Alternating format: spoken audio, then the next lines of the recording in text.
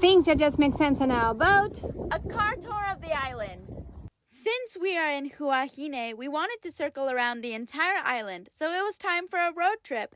Interestingly enough, Huahine is actually 2 islands, and they are connected by the Maroe Bridge. So we went from the South Island, called Huahine Iti, or the Small, to the North Island, which is called Huahine Nui, or the Big. Very soon, we saw insane greenery outside of our windows. Someone could fully be entertained for hours just by watching the foliage and feeling the wind in their face as they drove. But we also had our eye on stopping for various cultural sites. So we are looking for the legendary... Oh, you found it? Is it cool? It is cool. I want to see. I'm coming. So this is the rock of Pihiro. It's a paw print of a dog.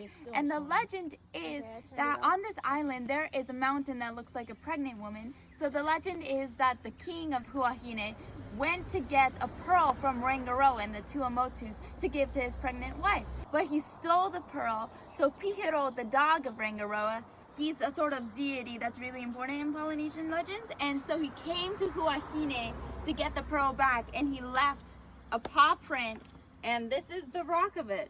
And the pearl is said to be underneath the rock.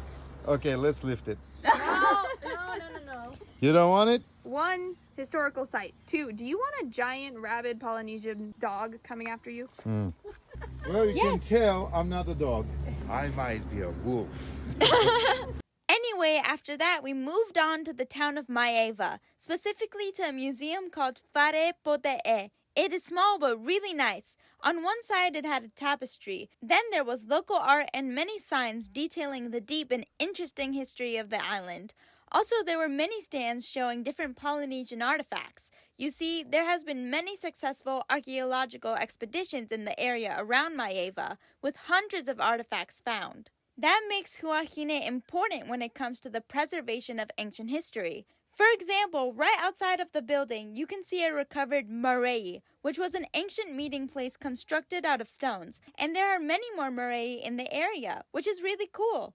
After that, we came to the town of Fa'i'e. Here we saw sacred blue-eyed eels. They were huge, many over a meter long.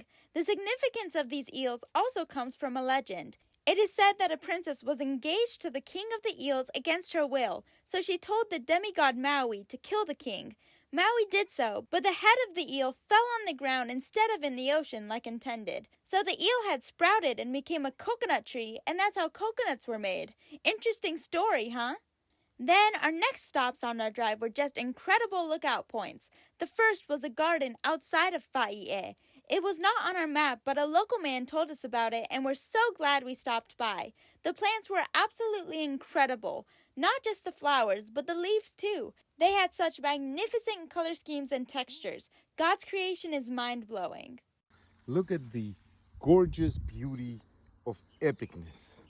The next view was called the Belvedere Lookout Point, and the last one had no mountains in sight at all. It was all about the blue of the ocean. Wow!